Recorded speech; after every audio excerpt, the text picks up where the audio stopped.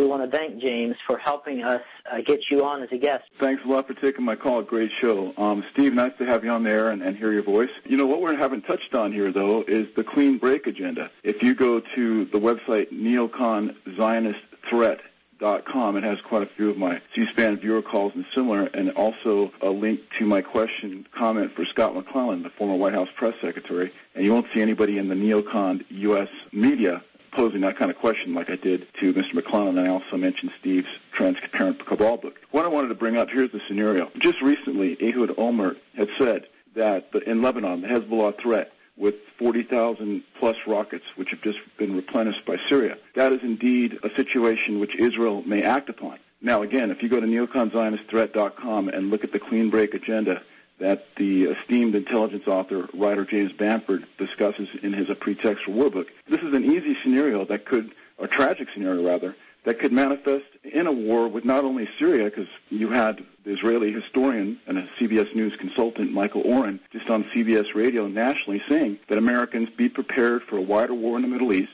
because Israel will sooner rather than later make a move on Lebanon, which will bring Syria into it, since Syria, supports the Hezbollah, which Israel's going after in there, and that will draw on Iran as well.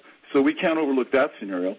Also, with regard to the neoconservatives, Jacob Halbrand, I'd like to see if Dr. Sniegoski could address that. In his book, They Knew They Were Right, The Rise of the Neocons, he conveys that neoconservatism is a Jewish movement, even if not all Jews support it. So that's something I'd like to bring up. And then also, if you look at the recent Democracy Now! Interview with Amy Goodman, Sonali Kohatkar said that American troops are being put into Afghanistan, apparently under the pretext of going after Iran. And they're going in there supposedly to bolster the war on terror there. But she's saying that they could easily be used to go into Iran from the Afghan side.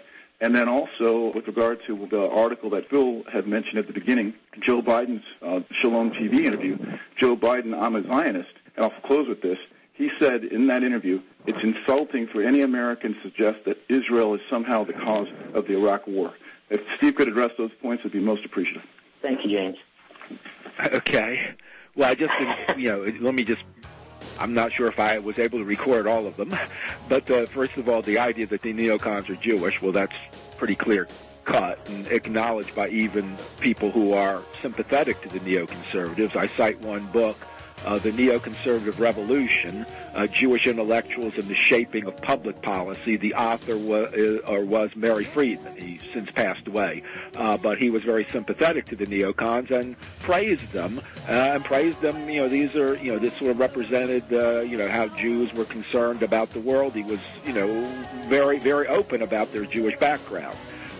Thanks for watching. Please subscribe and check out Tom's Representative Press channel. It's a channel you'll want to subscribe to as well. See the link in the video description.